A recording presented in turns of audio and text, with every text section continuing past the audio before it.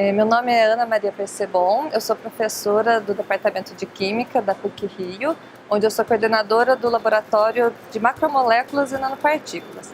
Como o nome do próprio laboratório já diz, o meu grupo ele é interessado em estudar sistemas que são formados por essas macromoléculas e nanopartículas.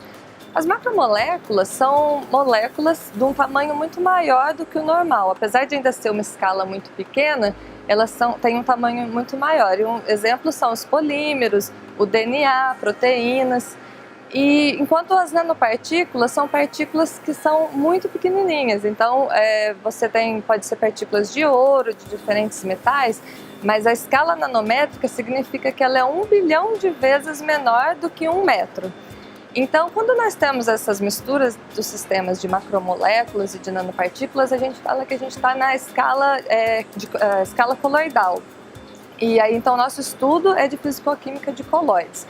Isso é importante porque isso está presente em várias aplicações, na indústria cosmética, na indústria farmacêutica.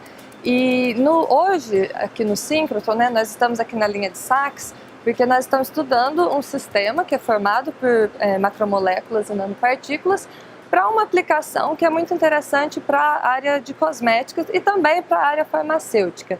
Esses sistemas são muito importantes porque, graças a eles, a gente consegue dispersar óleos num meio aquoso.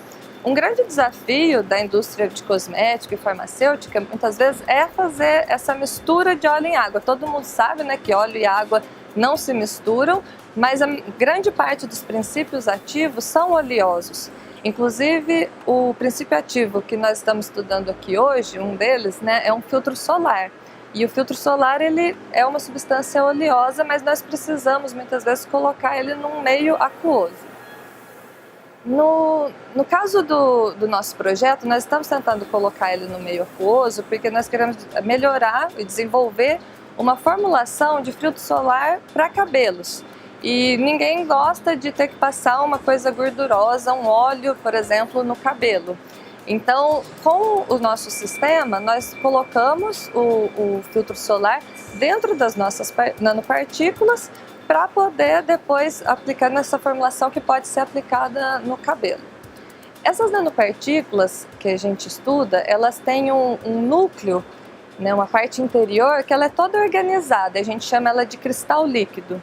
E é esse cristal líquido que torna capaz de dissolver esse óleo, por exemplo, o filtro solar, mas também pode ser um óleo de uma planta que funcione como repelente. E essas nanopartículas, em volta delas, elas têm uma espécie de um cabelo que é feito de polímeros que gostam da água. Então é por isso que essa nanopartícula fica estável no meio aquoso.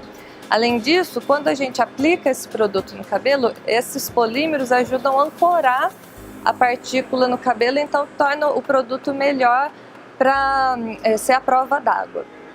Aí a importância de estudar esse sistema, seja para o filtro solar ou, por exemplo, para a gente colocar um óleo essencial que funciona como repelente, é porque ao adicionar essas substâncias na nanopartícula, a estrutura dela pode mudar. Essa organização no interior, o tamanho da nanopartícula. E nós precisamos analisar isso, porque entendendo os fenômenos envolvidos, a gente pode melhorar a formulação.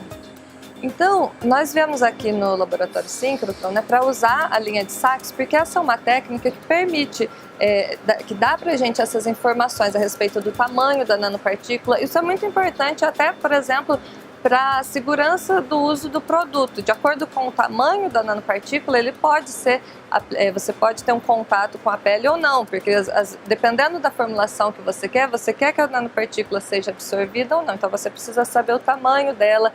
O tamanho também vai estar relacionado com a estabilidade, e aí a gente pode começar a aplicar isso também para outros sistemas, como agora a gente está começando usar justamente com os óleos essenciais de plantas que funcionam como repelente. É só com essas informações que são obtidas através da técnica de Sachs que a gente pode estudar esse sistema, entendê-lo melhor e assim cada vez melhorar ainda mais o produto. No caso dos óleos repelentes, por exemplo, todo mundo já deve ter ouvido falar a respeito do óleo de citronela, que ele é muito interessante para funcionar como repelente contra o Aedes aegypti, por exemplo.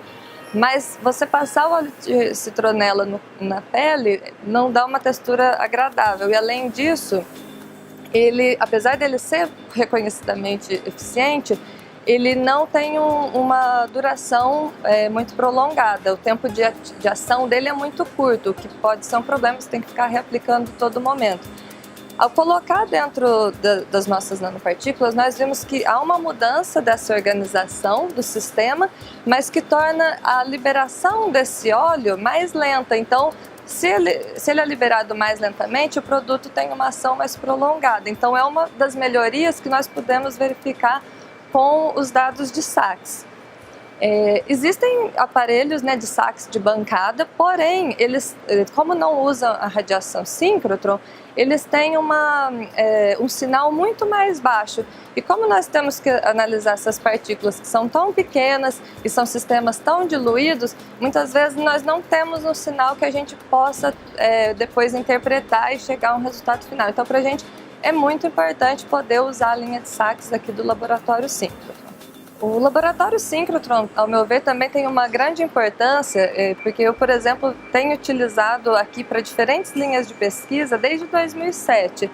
Mas, mais recentemente, quando eu comecei com o meu grupo, a coordenar o meu grupo de pesquisa e a minha própria linha de pesquisa, como uma professora que está iniciando sua carreira, a gente tem sempre uma dificuldade de montar o seu laboratório, de comprar equipamentos e tal. No caso, o apoio que eu tenho aqui no LNLS e no LN Nano, por exemplo, onde nós submetemos propostas e, se aprovadas, nós podemos vir aqui utilizar, isso torna a minha pesquisa muito mais rápida, muito mais eficiente e permite que eu faça pesquisas que eu não poderia no momento da minha carreira se esses laboratórios não existissem, pelas condições, né, no início você montar um laboratório ser tão difícil. Então, isso tem sido muito importante para mim e também para a formação dos alunos que trabalham comigo.